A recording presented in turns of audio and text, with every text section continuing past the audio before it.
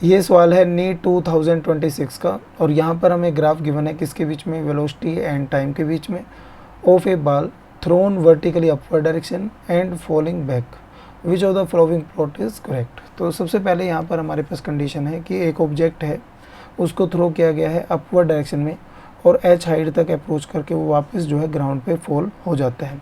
तो जब ये अपवर्ड डायरेक्शन में जाता है तो फाइनल वेलोसिटी इसकी क्या होगी, यहाँ पर 0। अपवर्ड डायरेक्शन में क्या हो रही है, वेलोसिटी डिक्रीज हो रही है। जैसे डाउनवर्ड आता है तो वेलोसिटी क्या होगी, यहाँ पर इंक्रीज होगी। और यदि हम बात करते हैं एक्सेलरेशन की, तो एक्सेलरेशन किधर लगती है, डाउनवर्ड डायरेक्शन में, तो एक्सेलरेशन क्या होगी, ऑलवेज यहाँ पर नेगेटिव होगी। अब यहाँ पे हम ग्राफ को चेक करते हैं तो slope of velocity time graph, ये हमें किसके बारे में इंफॉर्मेशन देता है बेटा, एक्सेलरेशन के बारे में। यदि एंगल विद एक्स एक्सिस या टाइम एक्सिस हमारा लेस देन 90 डिग्री है, इसका मतलब एक्सेलरेशन क्या होगा, यहाँ पर पॉजिटिव होगा। यदि एंगल हमारा इक्वल टू 0 डिग्री है तो एक्सेलरेशन क्या होगा, 0 होगा। और यदि एंगल हमारा ग्रेटर देन 90 डिग्री है तो एक्सेलरेशन क्या होगा, यहाँ पर नेगेटिव होगा। तो यदि हम बात करते हैं इस जो है हमारे पास इस पाथ के लिए, यहाँ से लेकर यहाँ तक, तो एक्सेलरेशन क्या है, यहाँ पर नेगेटिव। एक्सेलरेशन क्या है, यहाँ पर नेगेटिव। लेकिन जैसे इस बात की हम बात करते हैं, यहाँ पर ये एंगल क्या होगा, ये एंगल हमारे पास लेस देन 90 डिग्री, तो यहाँ पर एक्सेलरेशन क्या है, पॉजिटिव।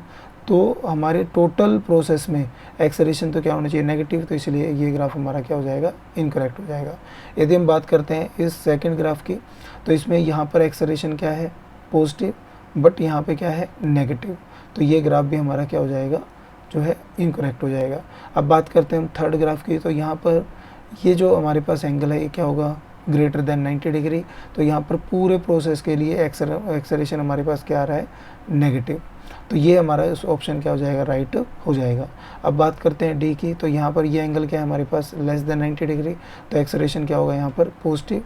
तो पॉजिटिव एक्सेलरेशन, इसलिए ये ऑप्शन हमारा इनकरेक्ट हो जाएगा। यदि हम इसमें देखते हैं तो यहाँ पर इस कर्व के लिए एक्सेलरेशन क्या आ रही है, नेगेटिव, और इस कर्व के लिए हमारे पास एक्सेलरेशन क्या आ रही है, पॉजिटिव। तो ये भी क्या हो जाएगा, हमारे पास इनकरेक्ट हो जाएगा। तो इस क्वेश्चन का जो आंसर रहेगा वो क्या रहेगा, 1C ओनली।